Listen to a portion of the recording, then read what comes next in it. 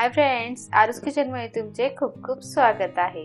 आता बघा दिवाळी येत आहे आणि आपल्या सर्वच महिलांची दिवाळी फराळ बनवण्यासाठी तयारी चालू आहे।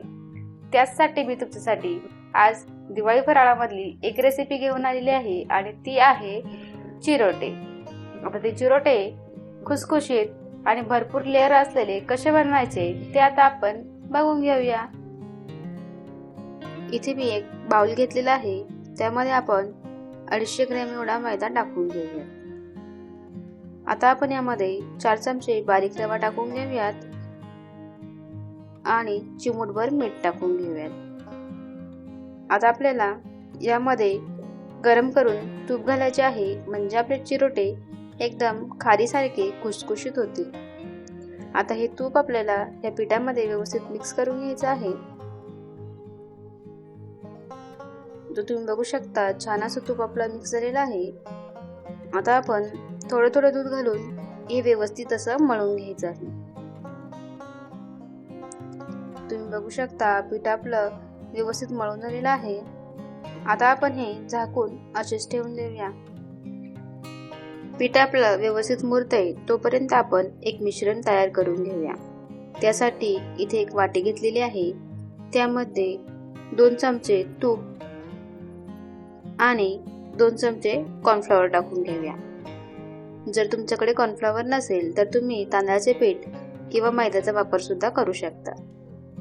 आता हे आपल्याला व्यवस्थित चमच्याने फेटून घ्यायचं आहे आणि मस्त असं मिश्रण आपल्याला बनवून घ्यायचं आहे। तुम्ही बघू शकता असं मिश्रण आपलं तयार झालेलं आहे। आता हे आपण साईडला ठेवून देऊया। पीठ मळून आपलं अर्धा तास सुद्धा झालेला आहे। आता आपण पीठ बघून घेऊया, पीठ आपलं व्यवस्थित मुरलंय की नाही। तुम्ही इथे बघू शकता पीठ आपलं व्यवस्थित असं मुरलेलं आहे आणि खूप सॉफ्ट झालेलं आहे।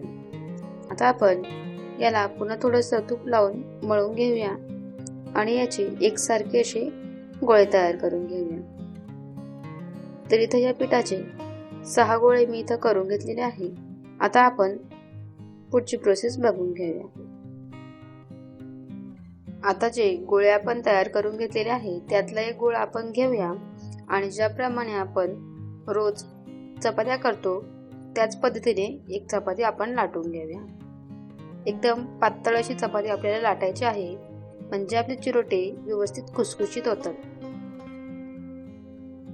आता तुम्ही इथे बघू शकता पातळ अशी पोळी मी इथे लाटून घेतलेली आहे।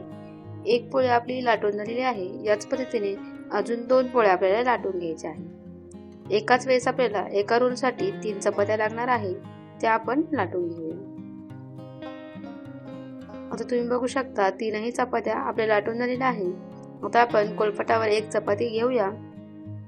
आता त्यावरती जे आपण कॉर्नफ्लॉवर आणि तूप टाकून मिश्रण बनवलेलं आहे ते यावरती आपल्याला लावून घ्यायचे आहे।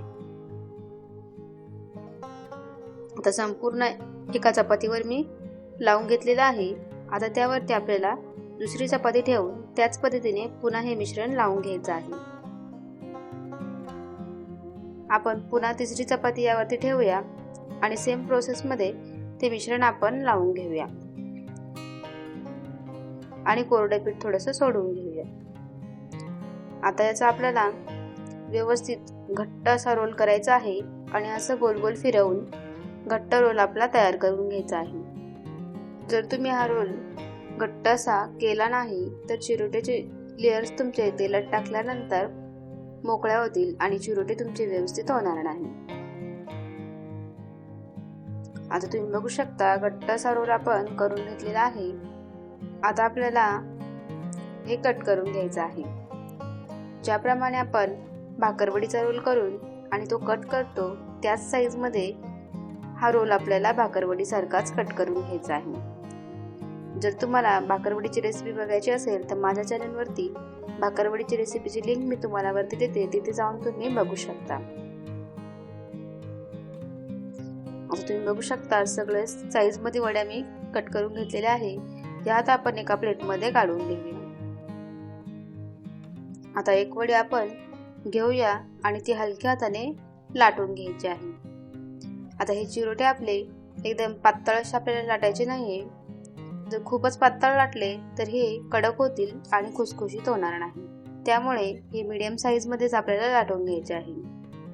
आता एक चिरोटे आपल्याला लाटून झालेला आहे. तुम्ही बघू शकता किती सारे लेयर्स याला आलेले आहेत. आता याच पद्धतीने आपण बाकीचे चिरोटे सुद्धा लाटून घेऊयात आणि रेडी करून घेऊया. आता आपले सगळे चिरोटे लाटून झालेले आहेत. हे आपण फ्राय करायला घेऊयात. आता चिरोटे फ्राय करण्यासाठी इथे मी कढईमध्ये तेल गरम करण्यासाठी ठेवलेले आहे. तेल आपले व्यवस्थित गरम झालेले आहे. आता हे आपण गॅस कमी करूया आणि या तेलामध्ये एक एक चिरोटे सोडून देऊया. आता थोडा वेळ आपल्याला हे चिरोटे पलटायचे नाहीये. आता वरतून आपल्याला झाऱ्याने याच्यावरती तेल टाकायचे आहे, म्हणजे याचे लेयर्स छान अशा येतील. आता तुम्ही बघू शकता चिरोटेचा कलर थोडासा चेंज झालेला आहे. यात आपण पलटून घेऊया. दुसऱ्या बाजूने सुद्धा आपण चिरोटे फ्राय करून घेऊया. आता तुम्ही बघू शकता याला असा पिंकिश कलर आलेला आहे. जास्तच गोल्डन ब्राऊन आपल्याला हे करायचं नाहीये. असाच कलर आपल्याला या चिरोट्यांचा ठेवायचा आहे. आता चिरोटे आपले व्यवस्थित फ्राय झालेले आहे. हे आपण एका प्लेटमध्ये काढून घेऊया आणि बाकीचे राहिलेले चिरोटे याच पद्धतीने फ्राय करून घेऊया. आता आपले सगळे चिरोटे रेडी झालेले आहेत. आता तुम्ही बघू शकता याला किती छान असे लेयर्स आलेले आहेत आणि खारीपेक्षा सुद्धा हे आपले चिरोटे खुसखुशीत झालेले आहेत. आता याला सर्व कसं करायचं ते मी तुम्हाला सांगते. हे एका प्लेटमध्ये घ्यायचे आणि त्यावरती पिठी साखर स्प्रिंकल करून याला खायचे आहे. जर तुम्हाला माझी ही रेसिपी आवडली असेल तर चॅनलला लाईक करा, शेअर करा आणि सबस्क्राईब करा आणि खाली दिलेली बेल आयकॉनवर क्लिक करा, जेणेकरून माझे सर्व व्हिडिओ तुमच्यापर्यंत अगोदर पोहोचतील. तर चला तर भेटूया आपण अशाच एक नवीन व्हिडिओ सोबत.